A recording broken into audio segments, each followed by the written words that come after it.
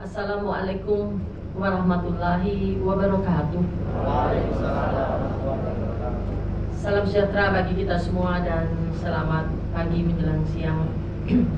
Yang saya hormati Bapak Rektor Universitas Brawijaya beserta para wakil rektor.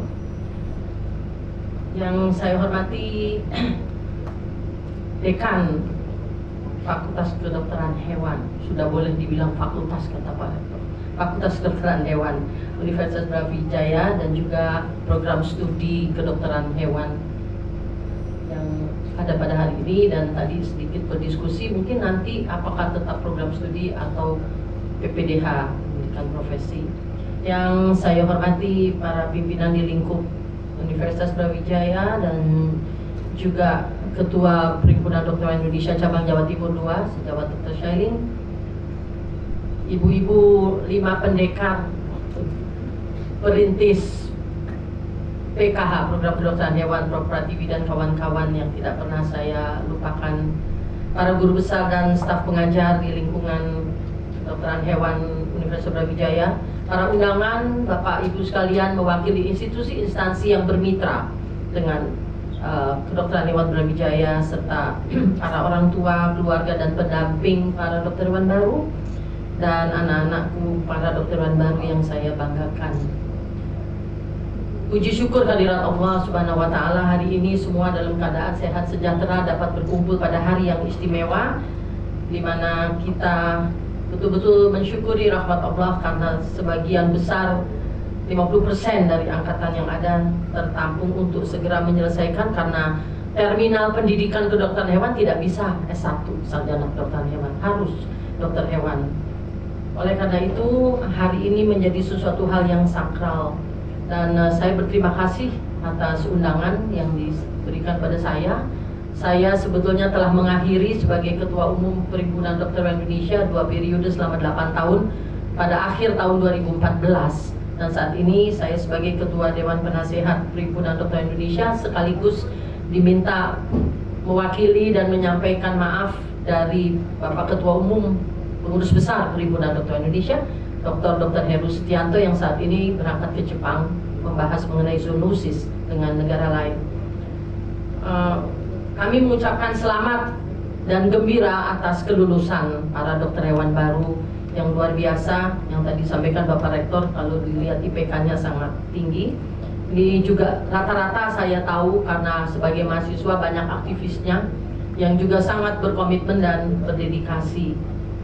Dan saya sangat gembira ada sambutan orang tua dokter hewan baru. Jadi tadi yang pidato bukan kami atas nama mahasiswa, you are no longer students, you adalah dokter hewan, ya sejawat saya.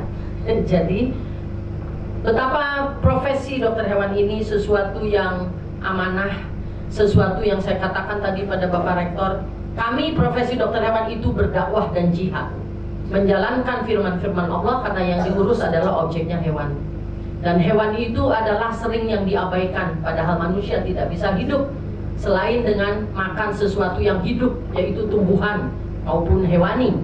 Dan kalau hewannya habis, maka kita tidak mungkin menjadi vegetarian semua.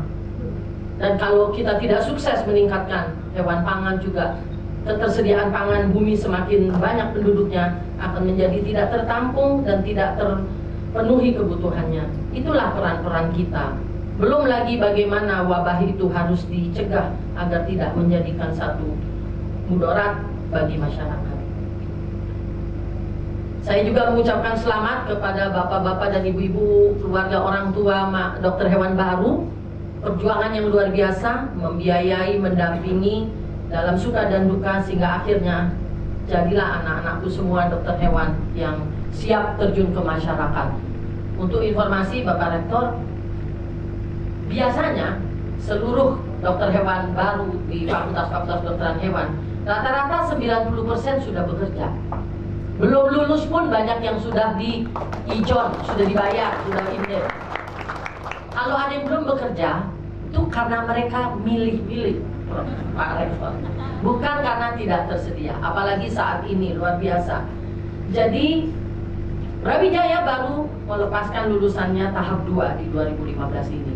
Jadi saya juga menyampaikan selamat dan kebanggaan atas komitmen pimpinan kedokteran hewan UB yang terus berusaha agar lulusannya tidak stagnan di S1 tapi segera menamatkan dokter hewannya.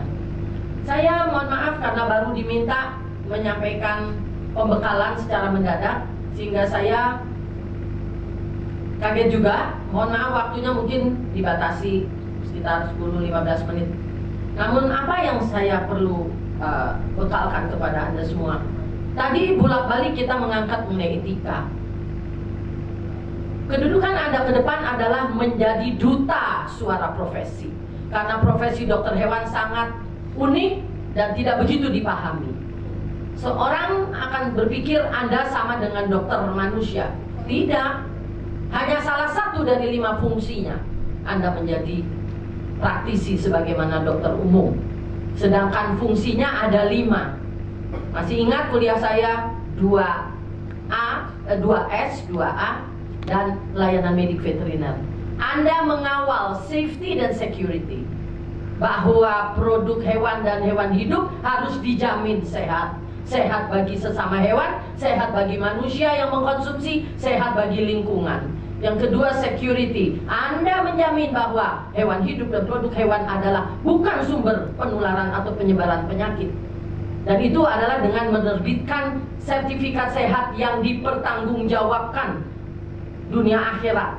Karena bohong terhadap hasil yang dituliskan di dalam surat keterangan sehat itu adalah membawa kemudaratan. Hati-hati. Kemudian fungsi Anda adalah assurance. Bagaimana dokter hewan bekerja? Bapak Rektor sering sekali dokter hewan diterima bekerja di mana-mana, hanya statusnya, tetapi fasilitasnya tidak ada. Anda tidak bisa bekerja tanpa alat. Tidak ada dokter bisa bekerja tanpa laboratorium, tanpa alat suntik, tanpa stetoskop, tanpa dukungan dana, mengirim spesimen dan sebagainya. Jadi diterima saja bekerja tanpa segala fasilitas dan sarana. Dan itu yang terjadi saat ini di negara kita adalah melumpuhkan fungsi. Kami sering disalahkan, dokter hewan bikin apa? Akan tetapi anggarannya semua tidak ada. Bagaimana mereka bisa bergerak dan bekerja? Nah, inilah salah satu tugas untuk dicerahkan kepada tempat kerja dimanapun Anda berada, bahwa seorang dokter hewan itu bak penari yang saya katakan. Penari profesional hanya bisa kelihatan profesional bila dia ada musik, ada kostum, ada make up, ada lighting, ada penonton. Kalau dia hanya pakai dasar sandal jepit dong jogetan, tidak ada apresiasi. Oleh karena itu, tantangan-tantangan dokter hewan itu adalah di dalam negeri dan di luar negeri. Sahabat IPTV, telah kita ikuti bersama upacara pelantikan dan pengambilan Sumpah Dokter Hewan kedua tahun 2015 di Kampus Dieng Universitas Brawijaya. Sebanyak 34 mahasiswa dilantik untuk menjadi dokter hewan baru yang dihadiri oleh Rektor Universitas Brawijaya dan Wakil Rektor dan beberapa pimpinan dekan dari fakultas di lingkungan Universitas Brawijaya. Sekali lagi, selamat dan sukses bagi dokter hewan baru Universitas Brawijaya. Saya, Nandita Sakina, mewakili seluruh kru rapat kerja yang bertugas pamit undur diri. Bersama UBTV, aktif dan kreatif.